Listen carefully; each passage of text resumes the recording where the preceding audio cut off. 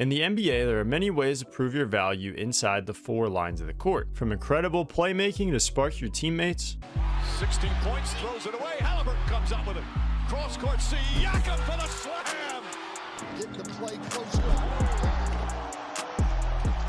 To pouring your heart out on the defensive end of the ball. Now Booker with Tucker on him. Throws it up for Ayton. Shot blocked by Antetokounmpo. What a block from Giannis. Iguodala to Curry. Back to Iguodala. Up for the layup. Oh, blocked by James. LeBron James with the rejection. Now, when it comes to scoring, there's a lot to be desired, as there's several ways to go about it. There's the 3-point sniping demons of the world. From the start, Wiggins again. Here's Curry for the record. It's good. There it is. Stephen Curry. And Harden. Harden steps back, fires. Goal! James Harden. The rim attacking highlight reels.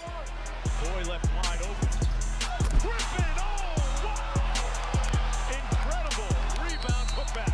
Ooh, they were lucky that wasn't turned over. Anthony Edwards, that time he does finish. And the one that captures everyone's eyes, hearts, and love for the game.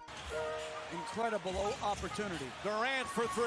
It's good. Kevin Durant from downtown. The difficult bucket getter. Nene. Phillips. Here's Carmelo. Got it.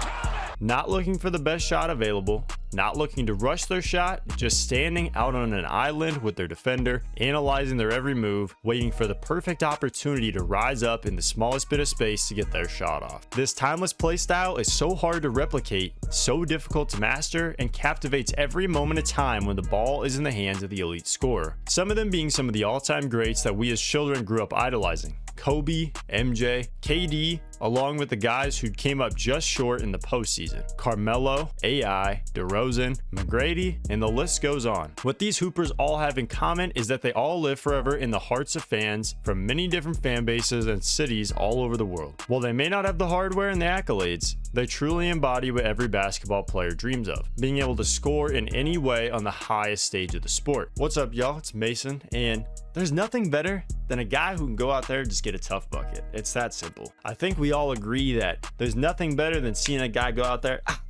shoot over him, rise up. Carmelo Anthony, you know, he gets in that phone booth.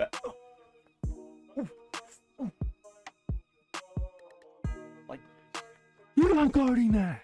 Hey, like and subscribe just for that. I appreciate it a lot. Now, one thing that we see in common with a lot of these guys who are incredible scorers is the fact that they're able to work so hard and work on their craft because their love for the game and obsession is unmatched by the guys who just play the game because they're good at it. What we see from a guy like Kobe Bryant was that he was obsessed with basketball so much that it made him become one of the top 10 greatest players of all time, some people having them in their top 5 as well, which that is all subjective. But regardless, the countless thousands of hours of reps and hundreds of thousands of shots does not change the fact that this kind of obsession cannot be taught, and it's something that has to come from within. You look at a guy like Kevin Durant or Carmelo Anthony, those guys are such gifted scorers because they can score on all 3 levels. Obviously KD being the more efficient of the two, but Carmelo as well being able to score in any way possible, and especially that making him one of the most unguardable players that we've really ever seen. Kevin Durant's the guy that's so in love with basketball that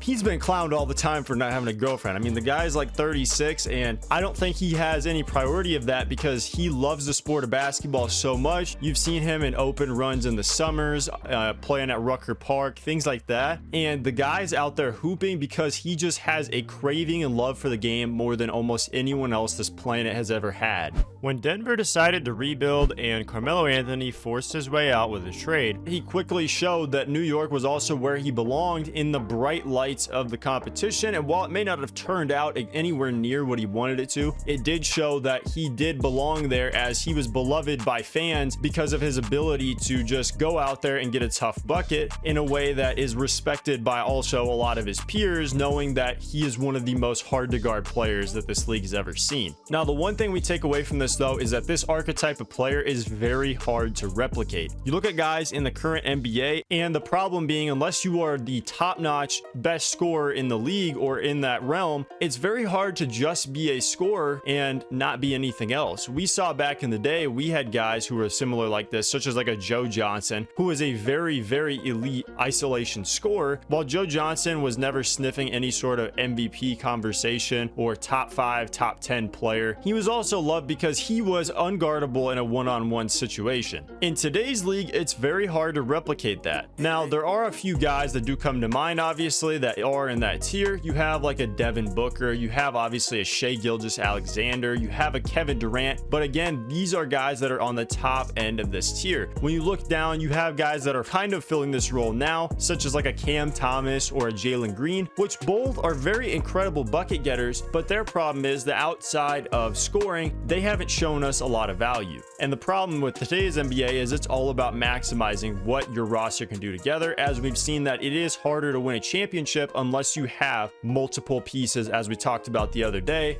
where you need to have a ton of pieces of guys that just want to do everything, including playing great defense, which some of these guys that we just mentioned do not. It also does not help, especially in a Cam Thomas instance where he's a little undersized, so he will get hunted. It's easy to say that when you're watching the guy, it's hard to not have a good time because he's just out there in isolation, just you know, he's just tapping along and he's just rising up, shooting over that defender. Some of his crafty buckets are so fun to watch, and it's not even just a Cam Thomas and Jalen Green thing. There's so many players that I love like this, and it's one of the best archetypes and will continue to be so. My personal favorite player of all time is DeMar DeRozan, and the guy is exactly like that. He's always been a guy that in the playoff moments has never really risen to the occasion outside of just a couple of games, but we've seen that in a regular season as well, his continued success was due to his ability to go out and one-on-one and score on anyone. In the 2022 playoffs, when they played against Milwaukee, the one game that the Bulls won in the series, DeRozan had 41 points. I believe, I will fact check that,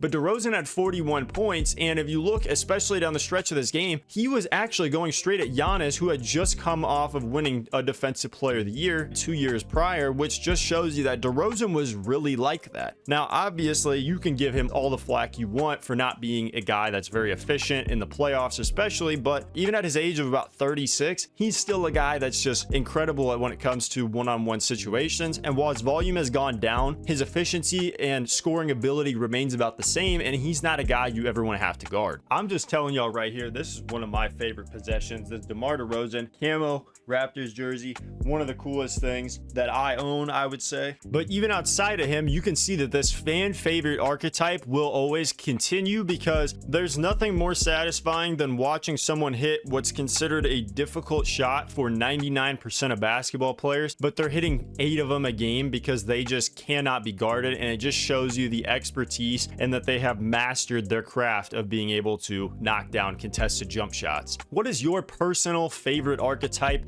of basketball player? I know some guys really like those do-it-all kind of point guards like a Chris Paul. I know that's a very good archetype. I know some guys really like the low post, you know, dominant big man. I know some people like kind of the do-it-all small forwards, the point forward, the LeBron, the Paolo. I know there's a lot of options to pick from. My personal favorite has always been the bucket getter, and I think it'll always remain that way, because while those guys may not always be able to go out and be the best player on the court, they will always go out and show that they are one of the craftiest scorers that you have ever seen. Drop a like, please. I'd appreciate it a lot, and subscribe if you have not already. And that's about it. But be on the lookout for one man who's ready to already take the league by storm, and after one game of phenomenal performance, he's just getting started.